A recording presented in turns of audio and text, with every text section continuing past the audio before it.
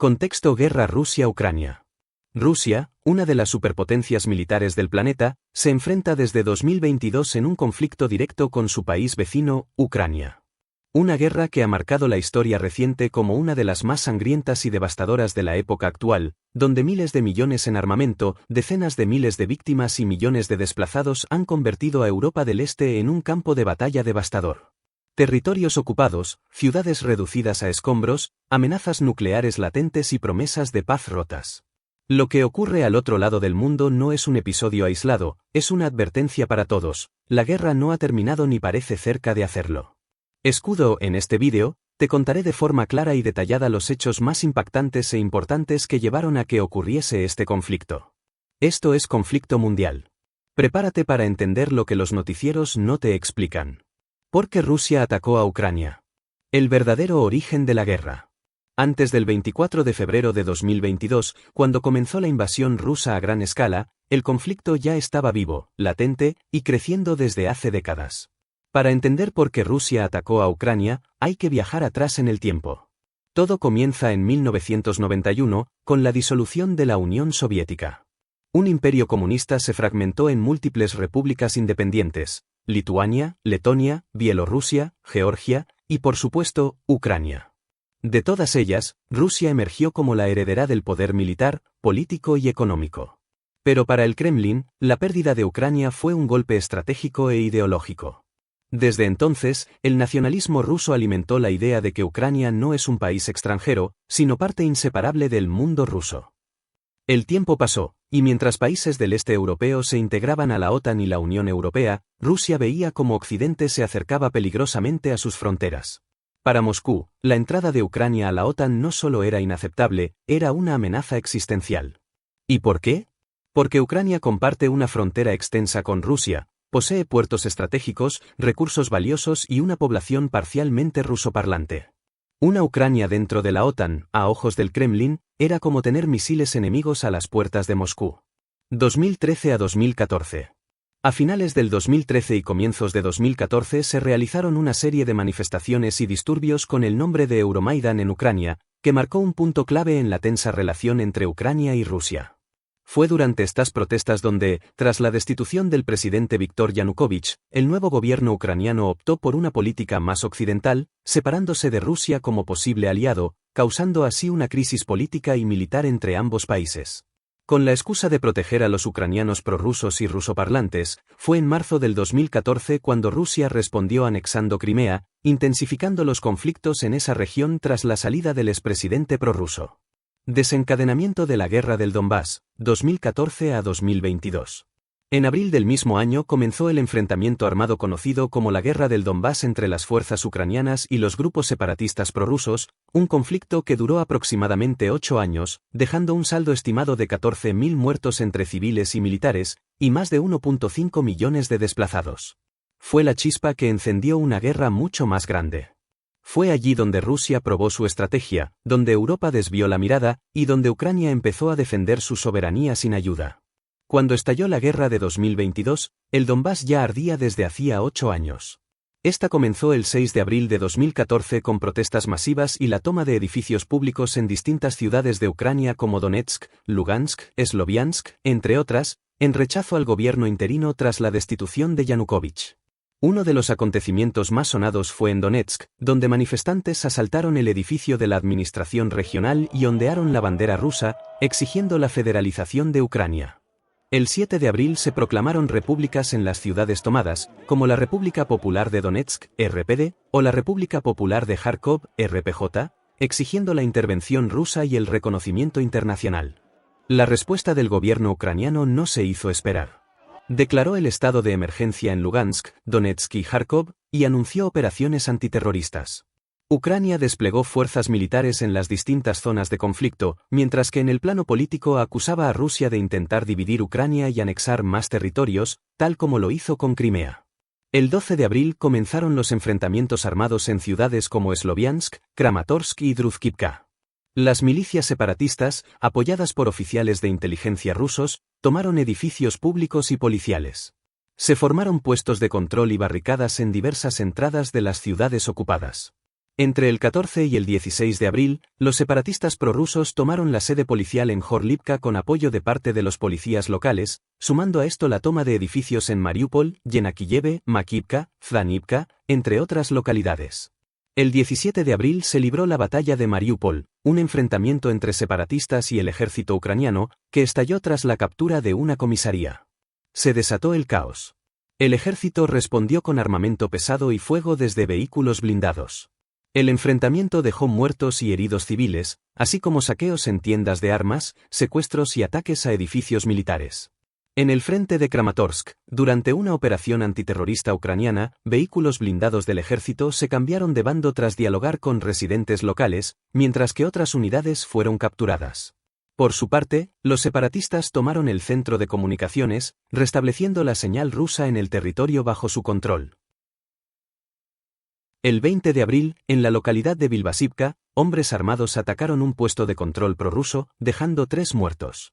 Rusia culpó al sector derecho de Ucrania, a lo que dicho grupo negó cualquier participación, acusando en cambio a fuerzas rusas encubiertas. Diplomacia fallida, los acuerdos de Ginebra.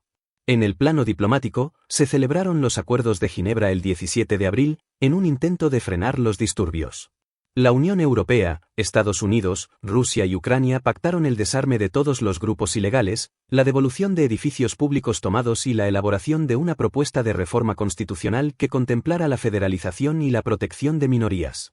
Sin embargo, este acuerdo fue un rotundo fracaso debido a la negativa de las milicias prorrusas, que rechazaron los términos argumentando que no participaron en las negociaciones ni firmaron las actas correspondientes, por lo tanto no se sentían obligadas a acatarlo. Primera batalla de Mariúpol, 9 de mayo al 13 de junio de 2014. Coincidiendo con el día de la victoria, estallaron fuertes combates en el centro de Mariúpol. Separatistas armados atacaron y ocuparon la sede de la policía local, la cual se encontraba dividida entre oficiales que se rendían y otros que ofrecieron resistencia. La batalla provocó un incendio en el edificio, mientras que el ejército ucraniano enviaba refuerzos. Vehículos blindados y soldados entraron en combate directo con los separatistas, dejando un saldo de al menos 7 separatistas muertos, según diversas fuentes. Desde el 12 de mayo hasta el 12 de junio, la ciudad de Mariúpol permaneció bajo control separatista. Durante ese tiempo, establecieron puestos de control en distintos puntos clave de la ciudad, anticipando una posible ofensiva ucraniana. Y esa ofensiva llegó. El 13 de junio, al amanecer, el ejército ucraniano lanzó un ataque sorpresa, logrando retomar el control de Mariúpol, desalojando a los separatistas de edificios públicos y posiciones estratégicas.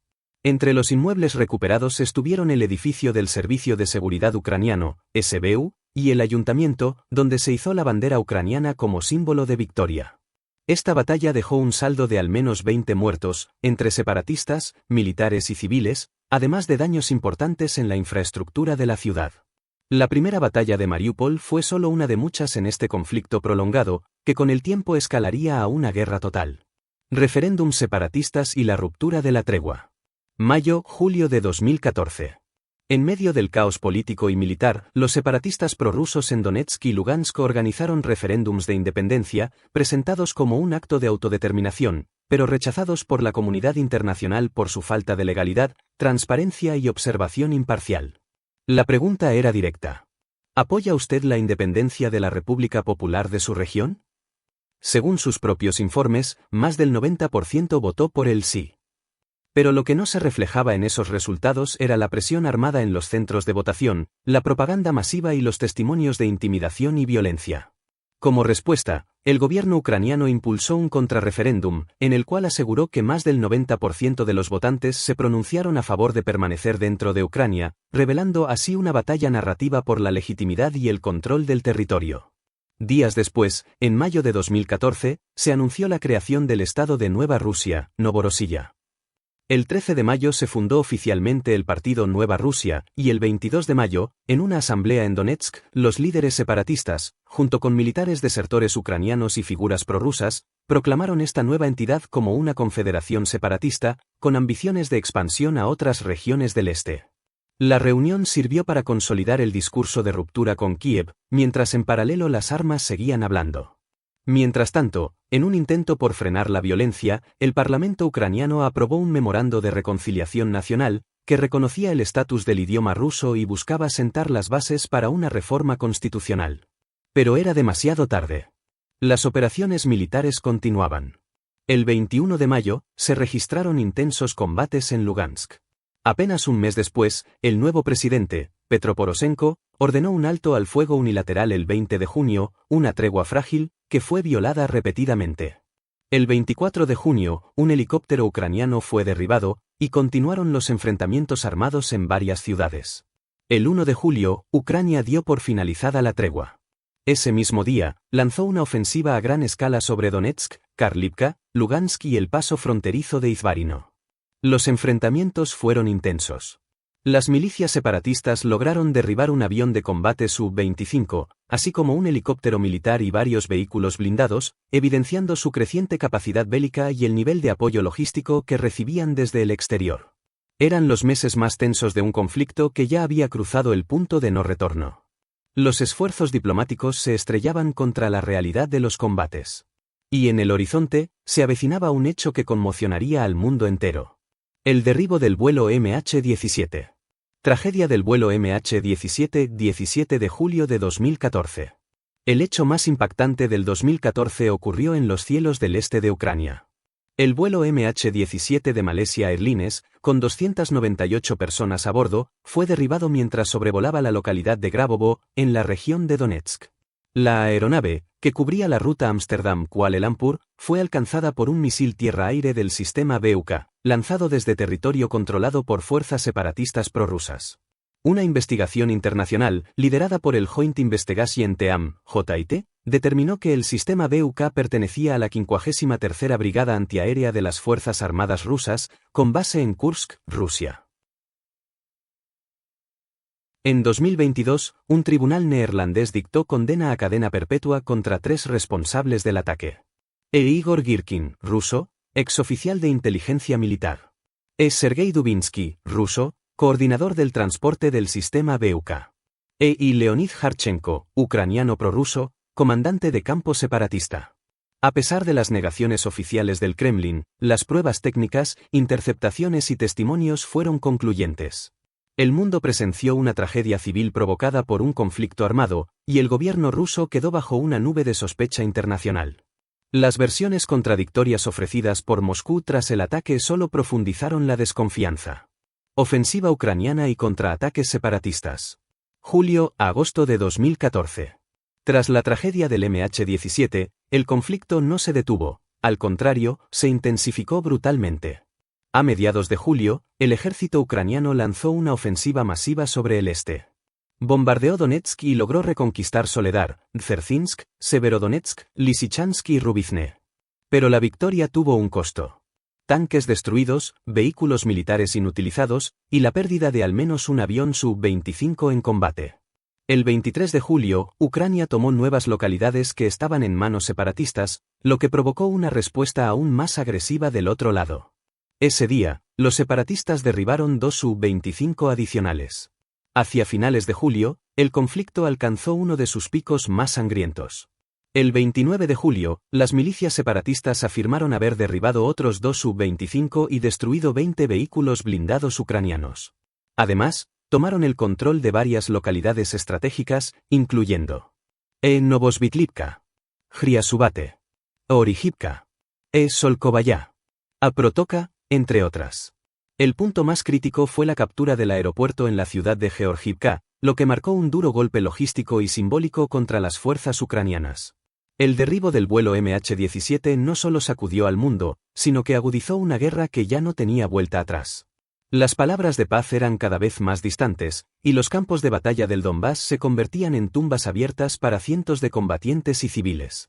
Protocolo de Minsk, un intento fallido de detener la guerra. El Protocolo de Minsk fue firmado en la ciudad de Minsk, Bielorrusia, por representantes de Ucrania, Rusia, la Organización para la Seguridad y la Cooperación en Europa, OSCE, y los líderes de las autoproclamadas repúblicas populares de Donetsk y Lugansk. El objetivo era claro: establecer un alto al fuego inmediato y sentar las bases para una solución política duradera al conflicto que se extendía por el este de Ucrania. ¿El resultado? Un fracaso. Si bien los enfrentamientos disminuyeron brevemente, el alto al fuego nunca se implementó plenamente. Las hostilidades continuaron, especialmente en zonas clave como Donetsk, Debaltseve y Mariupol, demostrando que ni los acuerdos ni la diplomacia fueron suficientes para detener la guerra. La batalla por el aeropuerto de Donetsk, 2014-2015. El último bastión, la lucha más feroz. El aeropuerto internacional de Donetsk, moderno y estratégicamente ubicado, se convirtió en el último bastión ucraniano dentro de la ciudad. Eso lo volvió un objetivo prioritario para las fuerzas separatistas. Aunque el alto al fuego de Minsk seguía vigente en el papel, el 28 de septiembre de 2014 los separatistas lanzaron una ofensiva directa para tomar el aeropuerto. Los combates fueron intensos, brutales y prolongados. Se luchó metro por metro, edificio por edificio. Las instalaciones quedaron reducidas a ruinas irreconocibles, símbolo del colapso de los acuerdos diplomáticos. Finalmente, el 21 de enero de 2015, las fuerzas separatistas lograron tomar completamente el control del aeropuerto. Las tropas ucranianas fueron asesinadas, capturadas o forzadas a retirarse, marcando una de las derrotas más simbólicas de Kiev en esta fase de la guerra. Protocolo de Minsk II, otra oportunidad desperdiciada. Ante el evidente colapso del primer acuerdo, se firmó un nuevo protocolo, Minsk II, esta vez impulsado por Alemania, Francia, Ucrania y Rusia. Se buscó implementar puntos clave. El cese total del fuego. El retiro de armamento pesado. Intercambio de prisioneros. Reformas políticas para garantizar autonomía a las regiones en disputa. ¿El resultado? Fracaso. Una vez más. Los combates continuaron incluso antes de que el protocolo entrara en vigor. El ejemplo más crudo fue la batalla de Debaltseve, del 14 al 16 de febrero de 2015. Aunque corta, fue extremadamente violenta, con un saldo de aproximadamente 400 muertos entre ambos bandos. Debaltseve, un importante cruce ferroviario y punto estratégico, fue finalmente tomado por los separatistas. Durante esos días, el líder separatista Alexandr Zakharchenko, gobernador autoproclamado de Donetsk tras elecciones no reconocidas, resultó herido en combate, evidenciando que ni siquiera las figuras políticas estaban al margen del frente de batalla.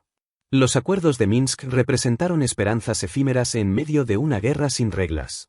Las promesas de alto al fuego fueron papel mojado, y cada intento diplomático fue superado por las balas, los misiles y el fuego cruzado. Ucrania y Rusia no solo libraban una guerra de posiciones, sino también una guerra de discursos, donde cada tregua era solo una pausa para reorganizarse, no para construir la paz. Fin del proyecto Nueva Rusia, 20 de mayo de 2015. El ambicioso plan separatista de unir varias regiones del sureste ucraniano bajo el nombre de Nueva Rusia colapsó oficialmente el 20 de mayo de 2015. Los motivos fueron múltiples. Falta de apoyo popular fuera de Donetsk y Lugansk. El fracaso en replicar la insurrección en otras regiones, que fueron rápidamente reprimidas por las autoridades ucranianas. Sobre todo, las divisiones internas entre los propios líderes separatistas, sumadas a los acuerdos de Minsk, cuyas cláusulas eran incompatibles con una expansión separatista real. Todo esto llevó a su disolución oficial, debilitando significativamente la influencia prorrusa en los territorios previamente ocupados. 2016-2017, combates persistentes y fracturas internas. Aunque Minsk seguía vigente en teoría, la violencia no cesaba.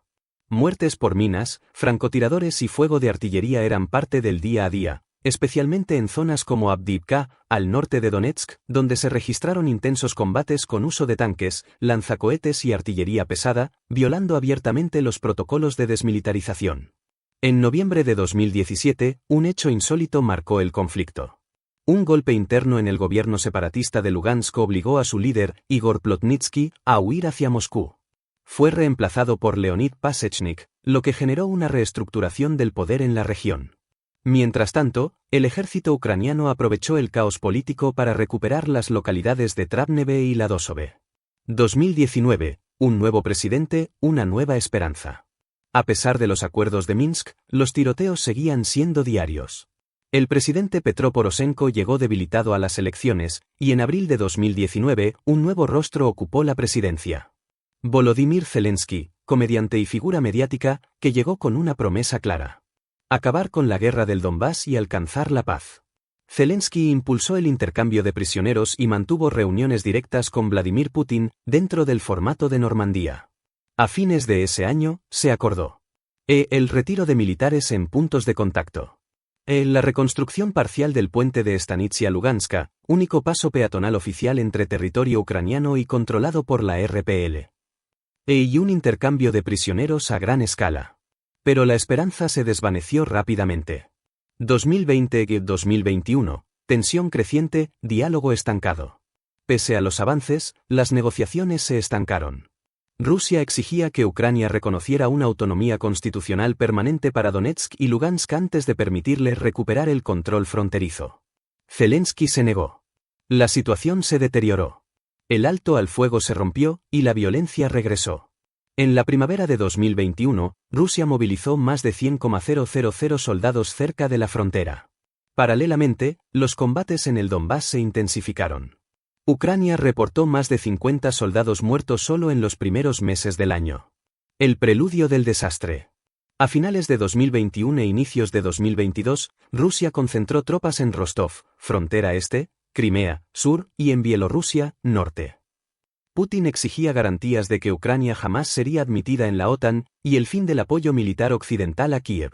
Occidente rechazó estas exigencias, considerándolas inaceptables y desproporcionadas. Preparativos para la guerra. A inicios de febrero de 2022, aumentaron los bombardeos en el Donbass. Rusia acusó a Ucrania de cometer genocidio contra rusoparlantes, una narrativa sin respaldo internacional, pero usada como justificación para una acción militar. El 21 de febrero, Putin reconoció oficialmente a las repúblicas de Donetsk y Lugansk como estados independientes, y ordenó la entrada de tropas rusas a esos territorios con el pretexto de mantener el orden. Fue el golpe final a los acuerdos de Minsk. La invasión. 24 de febrero de 2022. En la madrugada, el mundo tembló. Rusia inició la invasión total de Ucrania. Tropas rusas cruzaron las fronteras desde el norte, sur y este, atacando infraestructura militar, ciudades, aeropuertos y rutas estratégicas. Había comenzado la guerra. Una guerra que cambiaría el mapa de Europa, el orden mundial, y que hasta el día de hoy sigue escribiéndose con sangre y fuego. Con esto finalizamos uno de los episodios dedicados a informar y contextualizar el conflicto entre Rusia y Ucrania. Una guerra que no solo marcó a Europa, sino al mundo entero. Una historia aún inconclusa, con capítulos que se siguen escribiendo día tras día. Suscríbete y activa la campana de notificaciones para que no te pierdas ningún nuevo informe sobre los conflictos armados que están dando forma al siglo XXI. Esto es Conflicto Mundial, donde la historia se narra con verdad, detalle y sin censura.